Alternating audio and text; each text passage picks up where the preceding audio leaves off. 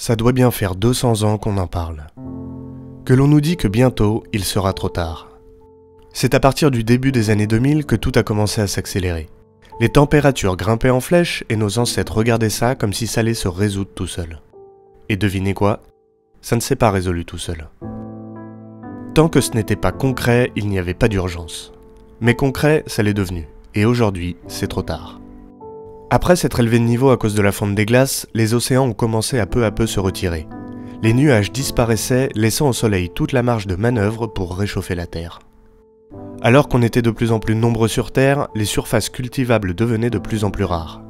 Nourrir tout le monde est rapidement devenu impossible, et presque aussi vite qu'elle avait augmenté, la population mondiale a décliné massivement en quelques décennies.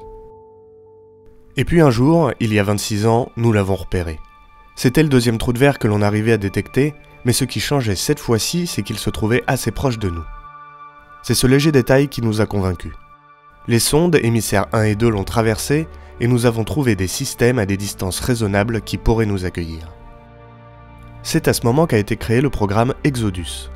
Des vaisseaux pouvant accueillir 1000 personnes et qui auraient pour mission de partir en repérage vers de potentielles planètes. Pour ce nouveau départ, il a été décidé que l'avis de la colonie serait demandé pour toutes les décisions importantes, histoire de repartir sur de bonnes bases.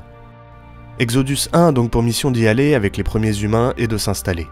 Une fois arrivé en orbite de la planète, un équipage ira repérer une zone où s'installer avec la navette, avant que l'ensemble des passagers ne suivent à bord des modules éjectables. Si tout se passe correctement, d'autres suivront. D'ici 3 semaines, Exodus 2 et 3 partiront vers d'autres systèmes également prometteurs, afin d'augmenter nos chances de trouver une planète viable.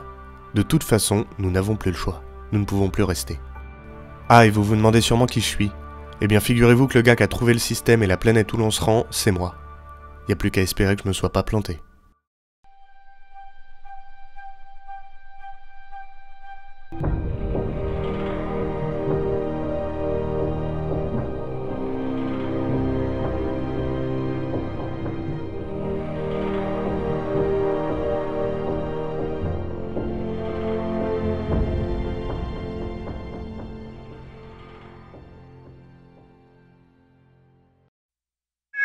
Bienvenue à bord de l'Exodus. Une cabine a normalement été attribuée à chacun d'entre vous. N'hésitez pas à prendre vos repères et vous mettre à l'aise. Si la rotation du cyclo vous rend malade, vous avez la possibilité d'occulter la vue et d'afficher un paysage de votre choix. Nous vous rappelons également d'être extrêmement vigilants dans les zones en gravité zéro. Nous sommes fin prêts pour le départ. Vous avez la possibilité de nous rejoindre sur la baie principale d'observation afin d'observer la Terre une dernière fois.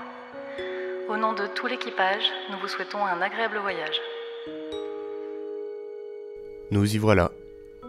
Quel que soit le résultat de ce voyage, c'est la dernière fois que nous voyons la Terre. Et je dois avouer que même si la vie en bas était devenue très difficile, je crois qu'elle va me manquer. Nous avons 2 semaines de voyage jusqu'au trou de verre.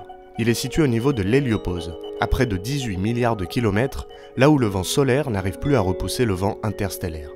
Est-ce une coïncidence qu'il soit apparu ici? Je ne sais pas, mais peu importe. Une fois traversés, les propulseurs thermonucléaires pulsés nous permettront d'atteindre 10% de la vitesse de la lumière et de parcourir le reste de la distance jusqu'à la planète en 1 mois. Autrement dit, si tout se passe bien, dans 1 mois et demi, nous serons chez nous. Exodus à la Terre. Ça y est, nous y sommes. La vache, ce qu'il est impressionnant. Bien reçu, Exodus. Les applaudissements que vous entendez sont pour vous. Bon courage à tout l'équipage, on se reparle de l'autre côté. À tout le personnel, nous allons franchir le trou de verre. Merci de rejoindre les zones de sécurité qui vous ont été attribuées et d'y rester jusqu'à la fin de la traversée. Je répète, nous allons franchir le trou de verre. Vous êtes priés de rejoindre les zones de sécurité.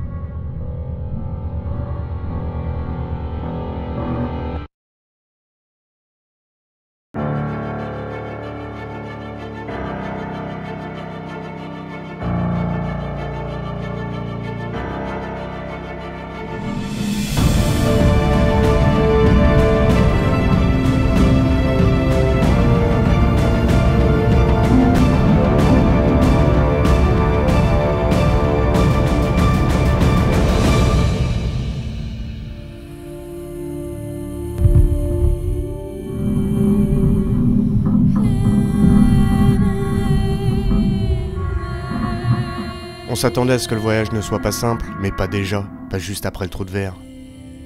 On avait clairement sous-estimé ses effets sur une structure aussi importante que le vaisseau. Les vibrations ont eu raison de certaines attaches des réservoirs qui sont venus frapper le vaisseau sur un des flancs. 13 personnes de l'équipage se trouvaient dans le couloir qui a été dépressurisé. Nous avons également perdu une partie des réserves de carburant, mais surtout, nous avons perdu toute communication avec la Terre. La Terre comptait sur nous pour leur faire un rapport, mais ils sont pas prêts de le recevoir.